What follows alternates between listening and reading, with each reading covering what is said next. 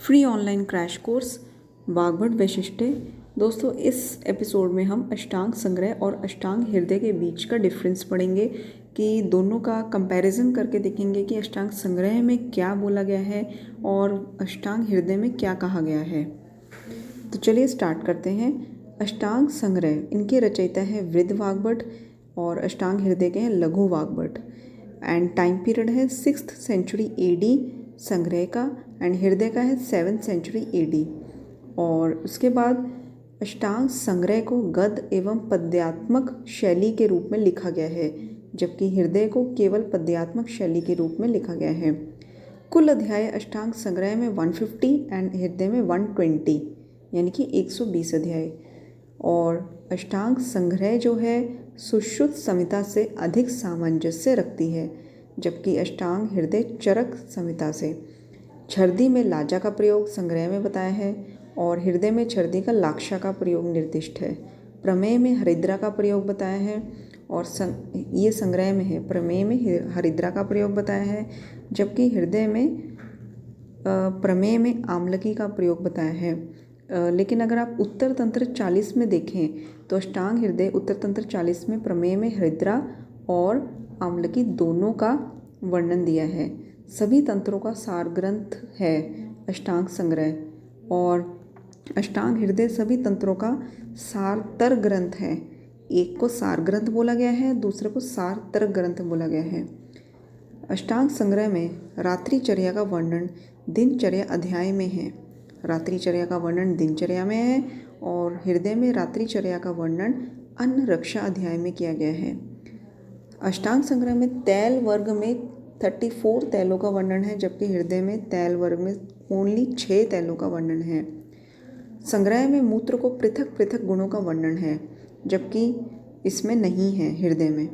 वल्ली और कंटक पंचमूल का वर्णन हमें संग्रह में मिलता है और अष्टांग हृदय में वल्ली और कंटक पंचमूल का वर्णन नहीं मिलता। भोजनार्थ विविध पात्रों का उल्लेख मिलता है और हृदय में नहीं मिलता। आहार परिणामकर भावों का वर्णन है, हृदय में नहीं है। दोषों के उपक्रम बताए हैं, हृदय में नहीं बताए। जेनताक स्वेद संग्रह में बताया है, हृदय में नहीं बताया। संतर्पण अपतर्पण द्रव्यों की सूची दी है, और जबकि ये संग्रह में संतर्पण अपतर्पण द्रव्यों की सूची दी है और हृदय में केवल अपतर्पण द्रव्यों की सूची दी है। अष्टांग संग्रह में ये पॉइंट ज़रा ध्यान से सुनिए। 7 सद्य स्नेह द्रव्यों का वर्णन नहीं मिलता, जबकि अष्टांग हृदय में 7 सद्य स्नेह का वर्णन मिलता है। नस्य की निरुक्ति दी गई है संग्रह में, हृदय में नहीं दी गई। धूमपान के द्रव्यों को नामतः उल्लेख नहीं है, ये भी उल्टा पॉइंट है। संग्रह में धूमपान के द्रव्यों का उल्लेख नहीं है, जबकि अष्टांग हृदय में उल्लेख मिलता है। अंजन संग्रहकार ने 4 प्रकार के बताए हैं, वो 4 कौन से हैं? लेखन, रोपण, स्नेहन, प्रसादन। और अष्टांग हृदय में अंजन है 3 प्रकार के, ठीक है। लेखन, प्रसादन, रोपण। संग्रह में 4 एंड हृदय में 3। विडालक और अंजन पात्र का वर्णन मिलता है अष्टांग संग्रह में और हृदय में नहीं मिलता। यंत्रों की संख्या निर्दिष्ट है संग्रह में, हृदय में यंत्रों की संख्या निर्दिष्ट नहीं है। पायना, धारा, संस्थापन, निशातनी, योग्या, शवछेद का विस्तृत वर्णन मिलता है, जबकि हृदय में नहीं मिलता।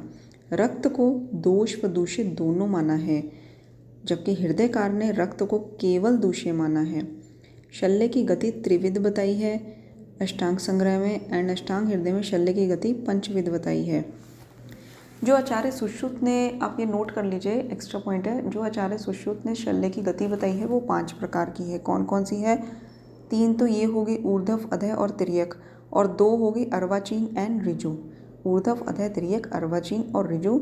और अष्टांग हृदय में 5 प्रकार की गति बताई है पंचविध, जिसमें 3 तो सेम रहेंगी, ऊर्ध्व, अधः, तिर्यक, और अर्वाचीन की जगह वक्र आ जाएगी, वक्र, ऋजु, ठीक है।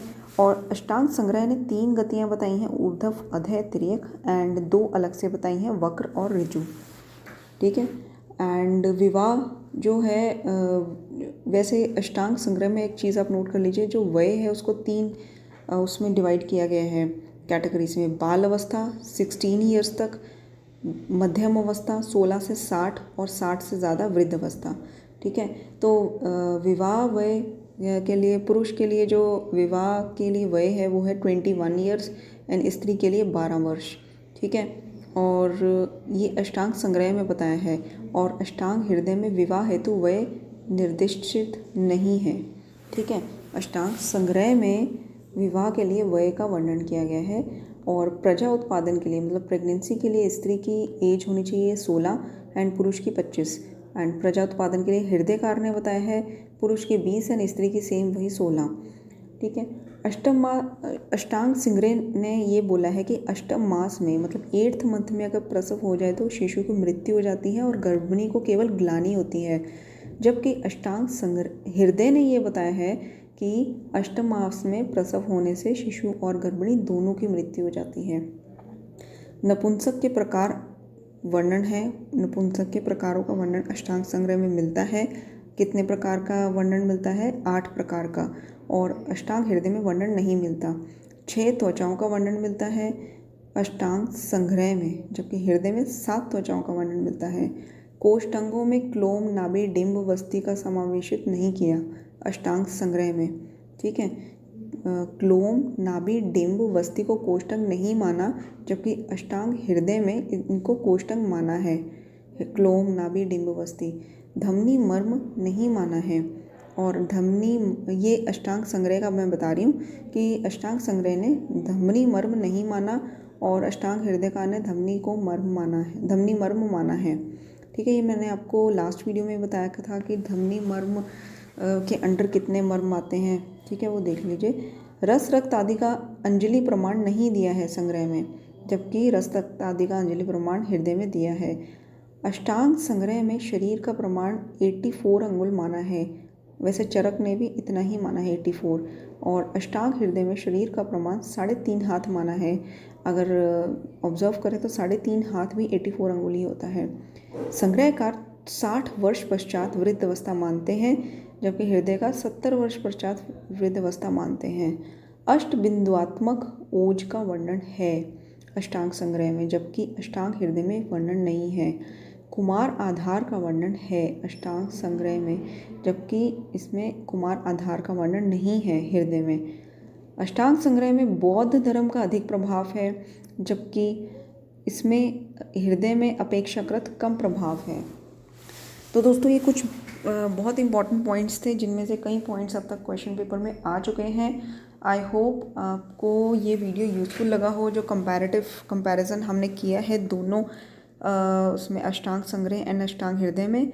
और हमारे चैनल को सब्सक्राइब करिए ताकि हम कंटिन्यूसली आपके लिए क्लासेस लाते रहें। एंड कुछ ही दिन में हम मेन कोर्स भी स्टार्ट करने वाले हैं, तो चैनल को सब्सक्राइब करिए ताकि आपको रेगुलर क्लासेस का नोटिफिकेशन मिलता रहे। अगर आप बेल आइकन बटन को भी दबा देंगे। Thank you so much, take care.